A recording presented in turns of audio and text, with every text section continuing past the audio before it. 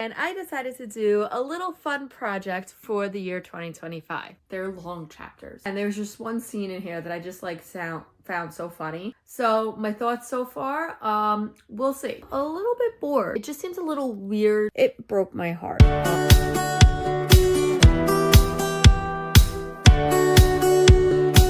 Well, hello and happy February. And I am starting off the month with my Booktuber recommendation from Kat at Kat's Novel Adventures. And I am going to read the Southern Book Club's Guide to Slaying Vampires. And as I promised in my intro video, that I am going to do my best to vlog my reactions, how I feel, and all types of things like that while reading this book. So I'm just getting started and I'll read a few chapters and let you know in a little bit what my initial thoughts are.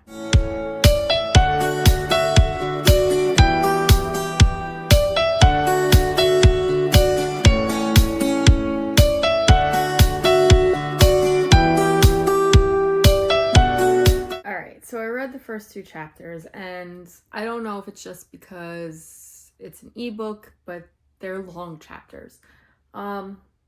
I would be curious to see like how long they actually are page-wise in the physical book.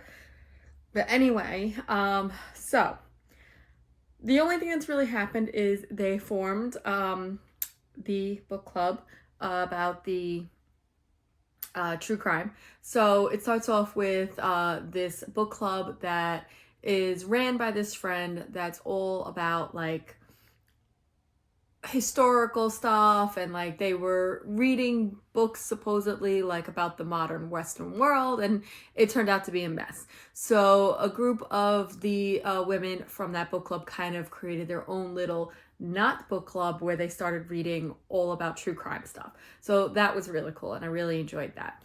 And then it talks about Patricia's mother-in-law who winds up having to live with them permanently.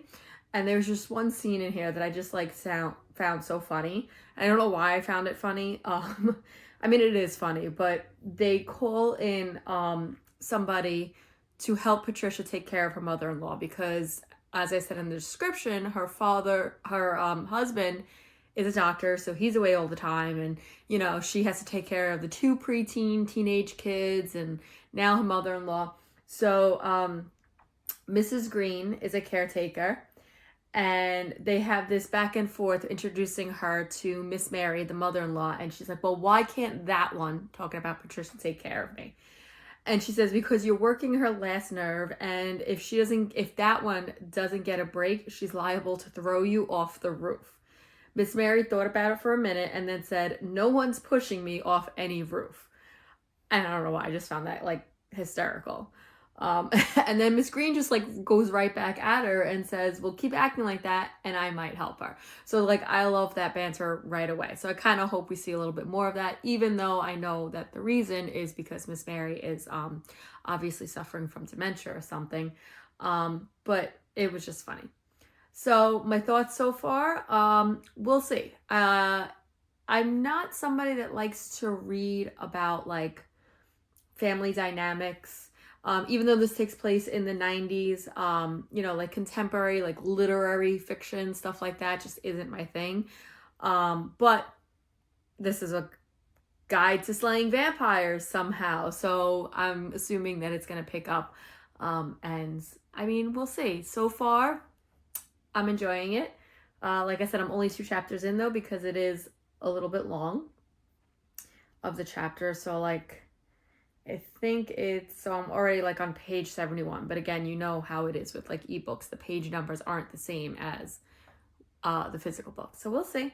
So I'm going to read a little bit more tonight and I'll check back in later after I get a few more chapters done and let you know how I'm feeling and if any of my thoughts have changed. Well, good morning or good afternoon, depending on where you are. So I didn't get to read much more last night. I was really exhausted. I actually fell asleep on the couch before I went upstairs. So I'm gonna read some more today, and I just turned on reading sprints with Katie at I Would Rather Be Reading, and she has some other people joining her because she's doing the Get a Clue readathon.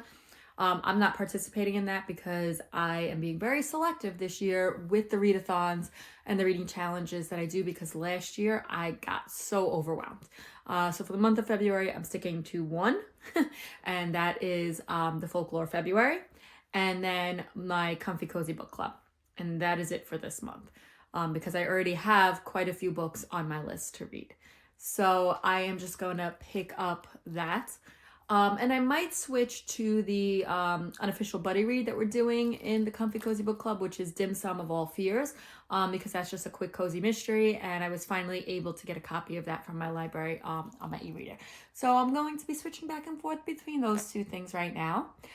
Later on today, I'm going to be heading to my grandmother's house for Sunday dinner, and that is the plan for today. And then we'll see what happens when I get home, because I do have work tomorrow. So I'm going to read a few more chapters and let you know what I think.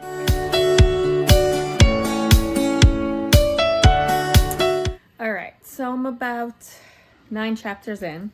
I did listen to a few chapters while I did the laundry and did a couple things around the house. I don't know yet. Right now, I'm a little bit bored. So we'll see. I'm trying really hard to stay away from reading the reviews because they are so different. I've seen a couple of stars reviews, but I haven't read the actual reviews. So I'm really trying hard to stay away from those because I don't want it to skew my results of what I think. So yeah, we did meet the neighbor, James. I don't like that they are referring to him as James Harris every single time. It's not just James, it's literally James Harris every time his name is mentioned. Why? But anyway, so I'm about to go get ready. I am heading to my grandmother's house for dinner tonight. But I think I'm going to switch it up a little bit. So I'm going to switch over to my cozy mystery, Dim Sum of All Fears, for the Comfy Cozy Book Club, and kind of get away from this because it just seems very, I don't know, like, I don't want to say heavy, but like real life. And I know it's not real life because it's vampires, but just like all of the other elements that are intertwined in it, sometimes that can get boring. And I'm not sure I like the audio. The audio seems, even though like the audio reader is doing a good job of like the different voices of the different people, it still seems kind of monotone for me, if that makes sense.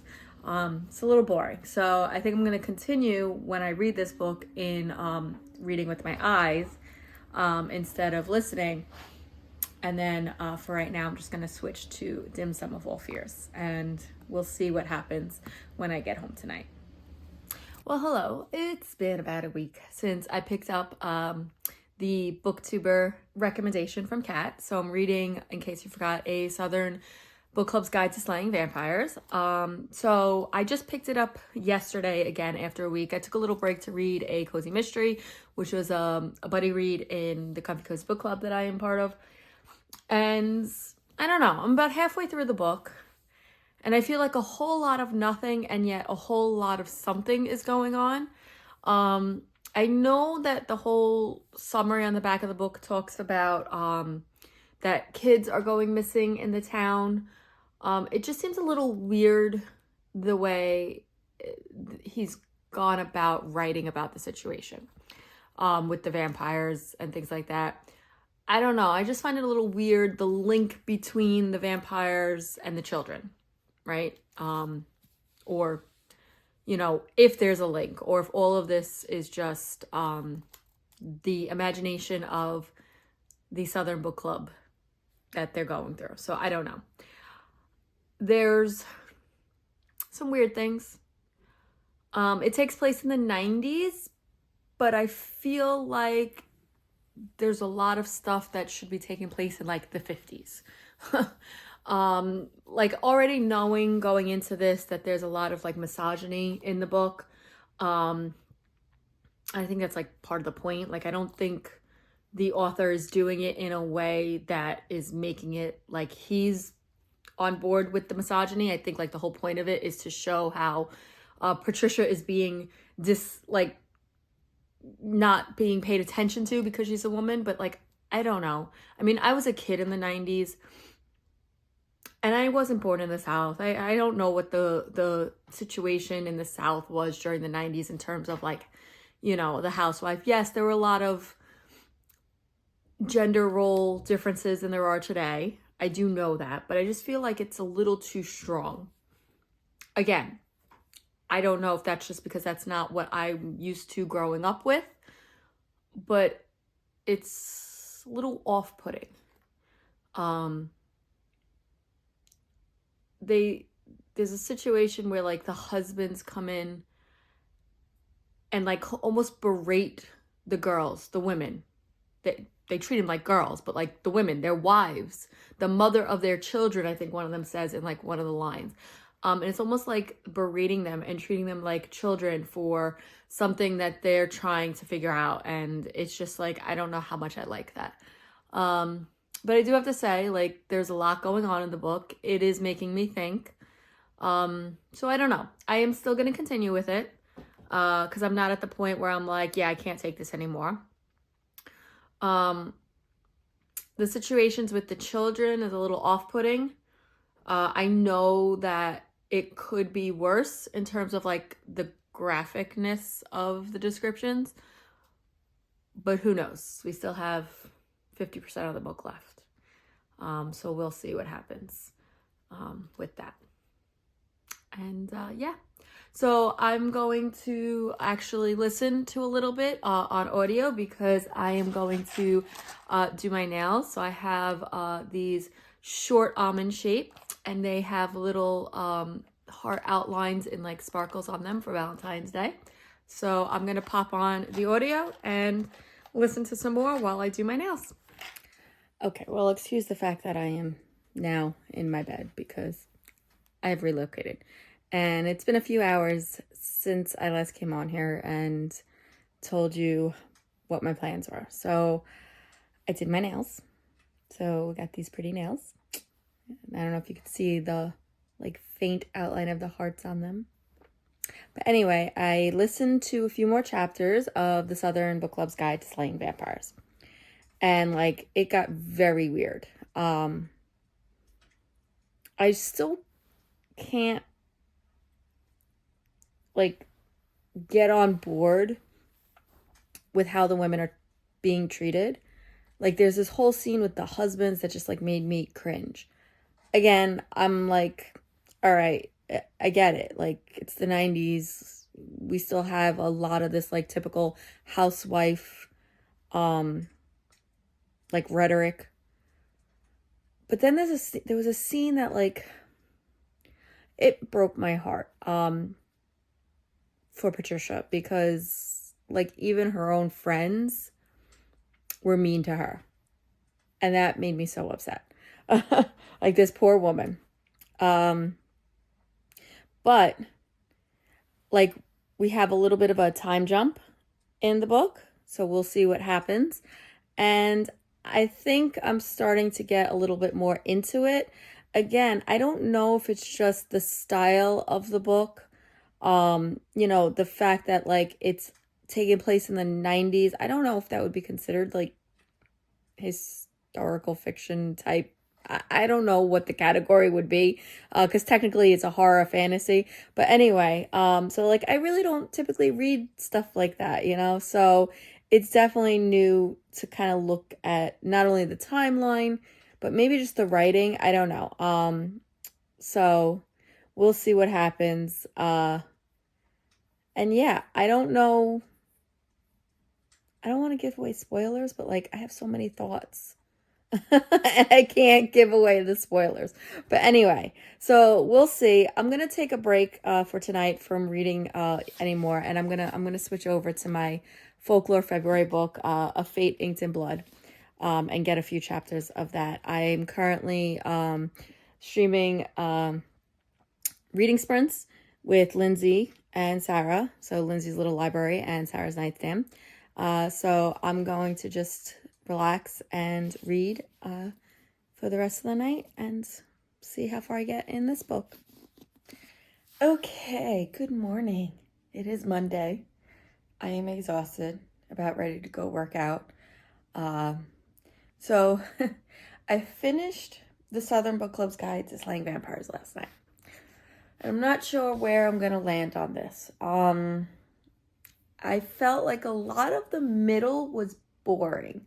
Like there wasn't much going on. It was just a lot of, oh, we're going to this party and I'm redoing the house and, oh, I'm thinking about Miss Mary. Like all these like boring things that kind of just were filler. And I feel like when we got to the part of everything happening and slaying the actual vampire and all of that, and like them discovering that it's actually all true, like that could have been introduced more in the middle of the book. Again, there's not a lot that I can say without spoiling it, but it turns out that,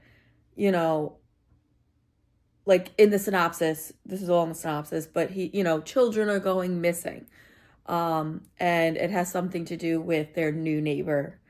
So, like, it was just a lot of nothingness. They could have either made that better, or Grady Hendrix could have like basically taken out the whole middle of the book and shortened it, which I don't think it really needed to be shorter, so to speak. It just needed more action in the middle or more things going on than just like basic housewife and basic life stuff that just didn't bring anything to the story, in my opinion. So as far as my rating, I don't know. I liked it a little bit better than a 2.5. It was okay. So I don't know. I think I'm gonna land maybe on a 3. Maybe a low 3. I'm sorry, Kat. It just wasn't for me. I wouldn't have picked it up normally. There was a lot of